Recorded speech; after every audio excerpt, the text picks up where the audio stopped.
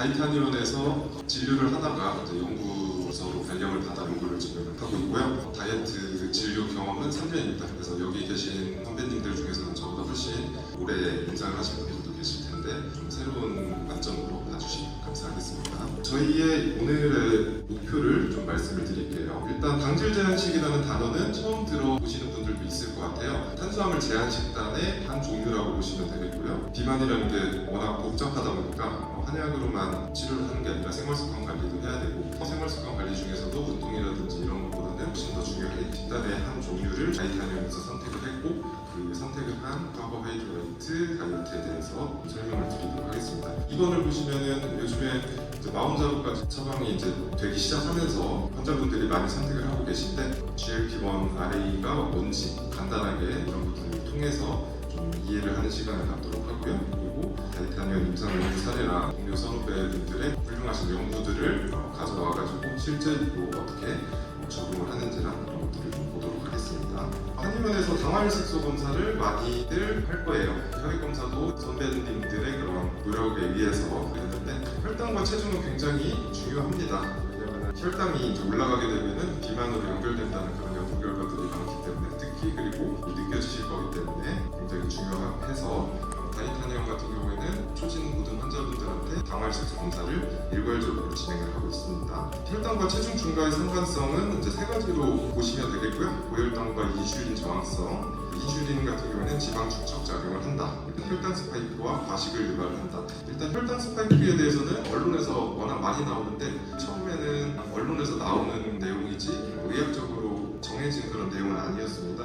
ADA라든지 그런 당뇨 학회라든지 이런 데서는 식후에 BSD가 140에서 200 이상으로 올라가거나 아니면 연속 혈당 측정기를 착용한 상태에서 1시간 이내에 40 정도가 올라갔을 때 혈당 스파이크라고 정의를 합니다. 혈당이 올라가게 되면 식욕 호르몬에도 영향을 끼치기 때문에 식욕 조절에 더 부리한 상태가 됩니다. 이 연구는 이제 1형 당뇨잖아요. 1형 당뇨는 알다시피 인슐린 분비가 제대로 되지 않는 그런 환자분들 대상으로 치료를 했고요. 7.7에서 6.7, 7.8에서 6.5. 보통 2형 당뇨는 6.5비트로 내리는 게 목표가 되지만 1형 당뇨 같은 경우에는 7.0비트로 내리는 게 목표가 되겠습니다. 2형 당뇨 같은 경우에는 인슐린 저항성 문제로 이제 문제가 되는데, 그게 아니라 인슐린 문제가 있어도 한약으로 조절이 가능한, 한약과 당질 제한식으로 조절이 가능하다는 걸 보여주는 그런 연구가 되겠습니다.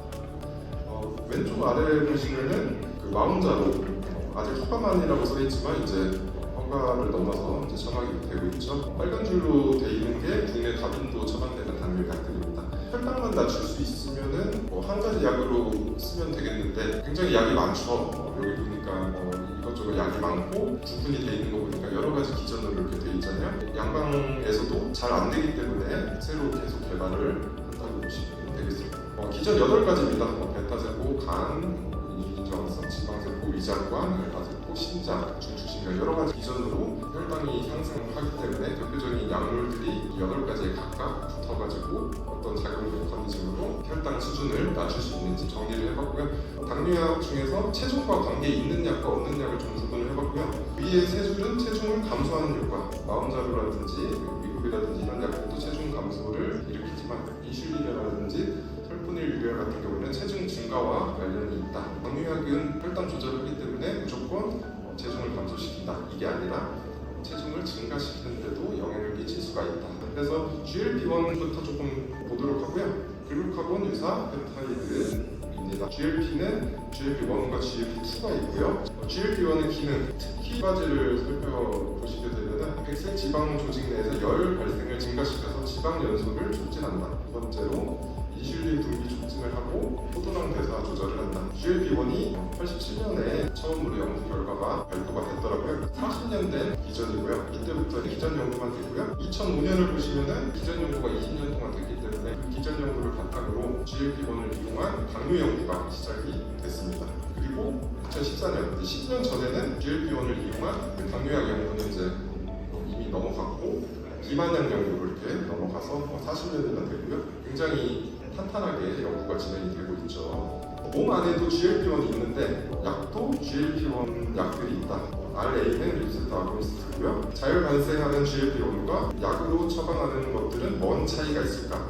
이걸 보시면은 약으로 뭔가 처방을 하면 분자 구조가 굉장히 크기 때문에 아직까지 GLP-1 경구약이 개발이 되지 못한 거는 분자 구조가 커서 흡수가 안 되기 때문입니다. 두 번째 줄에 화학적 취한도는 추가가 있기 때문에 약도광적 특징이 크게 형성되어서 더 강력합니다.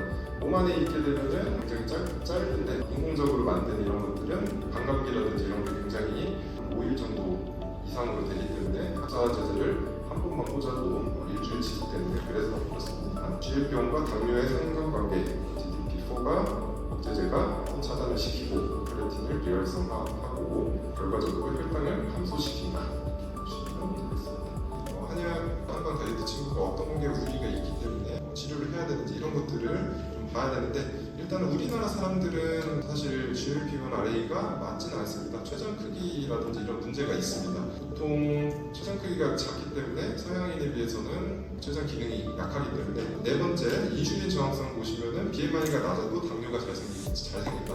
그래서 BMI 기준이 동아시아 사람들은 낮잖아요, 아시다시피. 이게 이제 BMI 기준을 나눈 것 자체가 BMI에 따라서 동반 질환이라든지 그런 유병률을 따져가면서 하는 건데 동아시아 사람들은 BMI가 25만 되어도 동반 질환들이 유병률이라든지 이런 게 늘어나기 때문에 그렇게 설정을 한 거고요. 대신에 혈당 개선은 잘 됩니다. 혈당이 너무 이제 안 좋아진 분들한테는 또 쓸 수도 있겠지만 체중 감소는 서양인들에 비해서는 낮습니다. 제가 최근에 이제 3,161명 대상으로 연구를 하나를 발표를 했는데요. 국내 위고비로 6개월 동안 감량을 한 그 데이터를 보니까 외국에서는 막 12%를 뺐네 뭐 이런 식으로 나오는데 실질적으로 6개월 동안 보니까 5%대, 6%대밖에 안 되더라고요. 근데 가이타니언 데이터를 보면은 7%대, 7, 8%대 감량이 나옵니다. 감량에 있어서 위고비라든지 이런 게 좀 과장되어 있다. 특히나 기존 연구들, 뉴 잉글랜드 저널 메디슨 이런 것들에 나온 것들은 기간이라든지 이런 게 52주 이상입니다. 52주면 1년 이상이잖아요. 근데 보통 한의원에서 다이어트를 1년 이상 하시는 분들은 많지는 않습니다. 보통 3개월, 6개월, 6개월 이런 식으로 하기 때문에 매체에서 이제 나오는 미국이라든지 마운자료는 조금 과장되어 있다라고 생각을 하시면 되겠습니다.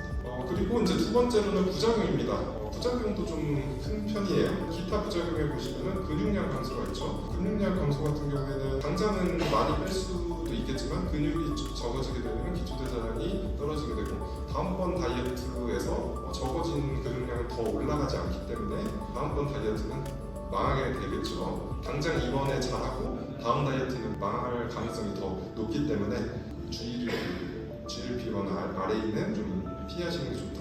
필요할 때만 써야 된다. GLP-1 RA는 위장관계 부작용이 한 44% 정도나 됩니다. 거의 10명 중에 4, 5명은 있기 때문에 한약의 장점이 탕제라든지 이런 걸 쓰게 되면 부작용을 막아가면서 할 수 있다. 세 번째 파트입니다. 한방 파트고요. 한의 다이어트의 기본은 다이어트 한의원 같은 경우에는 한약과 식단 크게 두 가지 축으로 진행을 하고 있습니다.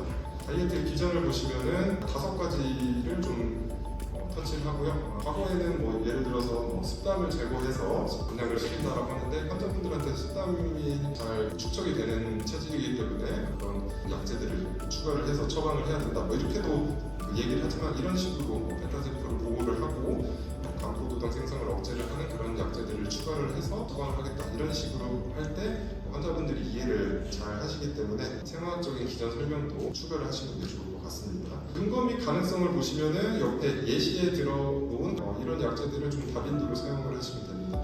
인삼, 황리, 인삼도 굉장히 감량이라든지 하는데 도움이 됩니다. 특히 감량보다는 혈당 관리에 있어서 더 도움이 많이 됩니다. 혈당 강화 기능이 있는 한약제들 대표적인 거 5개를 좀 가져와 봤습니다. 인동등, 황량, 인지도, 산사, 지왕 이렇게 5가지를 가져와 봤고요. 보시면 이 빨간색으로 표시한 기전이랑 파란색으로 표시한 기전 이런 거를 통해서 혈당 조절 효과를 나타낼 가능성이 보고되었다라고 되어 있고요. 그래서 이쪽 파트는 체중 감소 프로그램 시 감량 외에 건강 이점을 강조하는 그런 리뷰 논문이 되겠고요. 그냥 이게 건강 이점으로 대사, 심혈관, 건강 개선에 핵심적인 역할을 한다는 그런 내용입니다. 혈당이라는 요소와 영양 치료에 집중을 하는 내용이고요. 체중 감소를 하는데 이렇게 전인적으로 본다.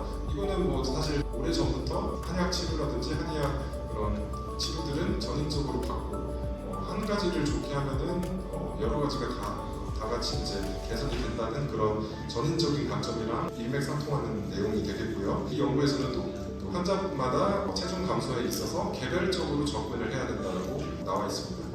환자가 올 때마다 똑같이 미구비를 처방을 하는 게 아니라 환자마다 화장 체질로 태음인, 성형인 처방을 다르게 처방을 하고 어떤 분들은 간 기능이 떨어져 있는 분들은 간 기능 개선 약제를 추가를 하고 뭐 이런 식으로 다양하게 환자분들 맞춤으로 처방을 할 수 있는 한방 다이어트의 그런 관점과 일치하는 그런 연구라고 보시면 되겠습니다.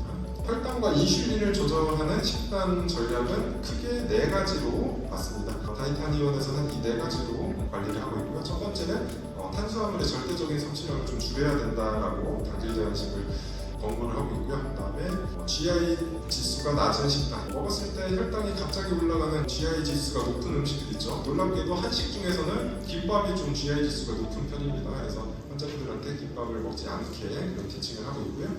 그리고 식이섬유 섭취 증가, 식이섬유에 대해서도 강조를 많이 하고 있고 다이어트 하는데 접근을 같이 하시면 좋을 것 같고요. 간헐적 단식도 굉장히 환자분들이 많이 물어보죠. 이거 좋냐 안 좋냐. 근데 간헐적 단식이라고 하는 건 일정 시간 동안 공복을 유지하는 그 전략이기 때문에 예를 들어서 현대인들은 아침에 바쁘기 때문에 아침밥을 안 먹는다. 저녁 먹고 야식을 안 먹게 되면 자동적으로 그냥 간헐적 단식이 되는 거기 때문에 환자분들한테 야식을 먹지 않고 아침밥을 안 먹으면 됩니다. 이런 식으로 티칭을 하고 있습니다. 그래서 4가지 식단 전략을 강요를 할 건 아니고요. 1번하고 2번은 조금 강요를 하는 편이에요. 간헐적 단식 같은 경우는 워낙 현대인들의 삶이 야간 근무하시는 분들도 있고 그러기 때문에 일괄적으로 지시를 하지는 못하고 있습니다. 그래서 다음 페이지를 보시면은 혈당 관리에 도움이 되는 걸로 알려진 식단이 이렇게나 많습니다. 엄청 많죠.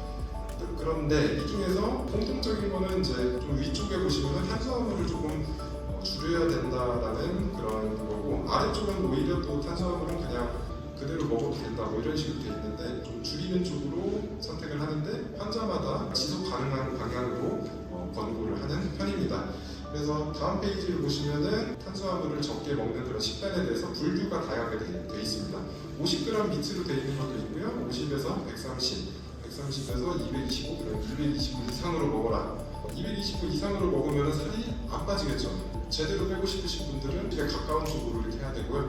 50 밑으로 하게 되면 부작용들도 많은 것 같고요. 지속 가능성도 좀 적은 것 같습니다. 50 정도를 기준으로 잡고 환자분들이 힘들어 하시면 좀 티칭을 하시는 게 좋을 것 같습니다.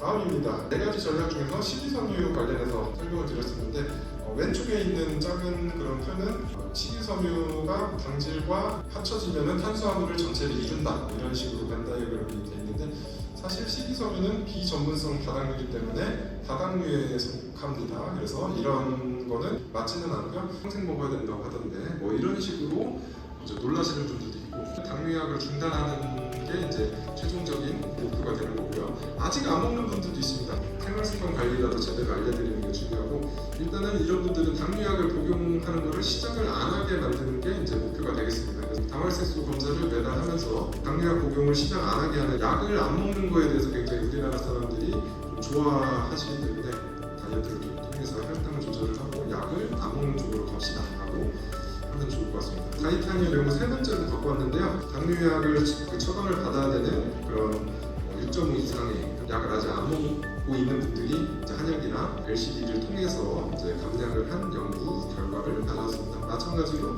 다이타니온을 선택한 인동등이 포함된 그런 한약과 LCD를 신호 나오명한테 해서 평균 6.9에서 5.9로 내려가고요. 대부분 거의 뭐 96.6%가 감소했으니까 대부분 다 감소했다고 보면 되고요. 약 안 먹어도 되는 수치로는 89.6%, 90%, 10명 중에 9명이 떨어졌잖아요. 지금 상태를 계속 유지를 잘 하셔야 됩니다라고 티칭을 하실 수가 있습니다. 당뇨약 복용을 거부하는 환자, 2형 당뇨 환자인데 당활색소가 무려 11.7입니다.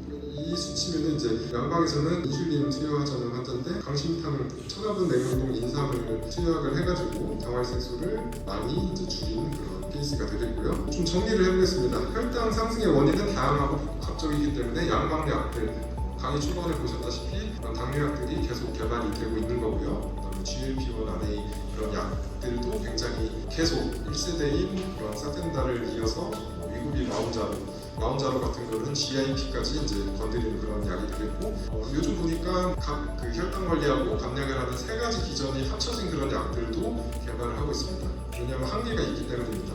그래서 양관 당뇨약이 다양한 거는 단일 기전 위주로 접근하기 때문에 이제 다양하게 나오는 거고요. 근데 한약의 장점은 이미 여러 가지 한약제들, 한약으로 체중 감량하는 기전들도 좀 설명을 드렸고 혈당을 감소시키는 한약제도 5가지, 그다음에 특히나 GLP-1 건드릴 가능성이 높은 약제들도 3가지를 소개를 드렸는데 그런 약들이 이제 여러 가지 조합돼서 한다는 것 자체가 다양한 기전에 이제 접근한다는 강점이 있기 때문에 양방 약들도 다양한 기전으로 개발이 되고 있지 않냐라고 이제 방어를 좀 하시면 될 것 같습니다. 그리고 가장 중요한 거는 환자 개인 맞춤으로 이제 처방이 되어야지 효과가 훨씬 더 좋다는 거고요. 혈당 체중 조절 전략이 개인 맞춤으로 돼야 된다. 개인 맞춤뿐만 아니라 카테고리별로 표준화하는 과정도 당연히 진행이 되어야 할 것 같습니다. 요약은 이렇게 5가지로 해봤고요. 네, 이상입니다. 감사합니다.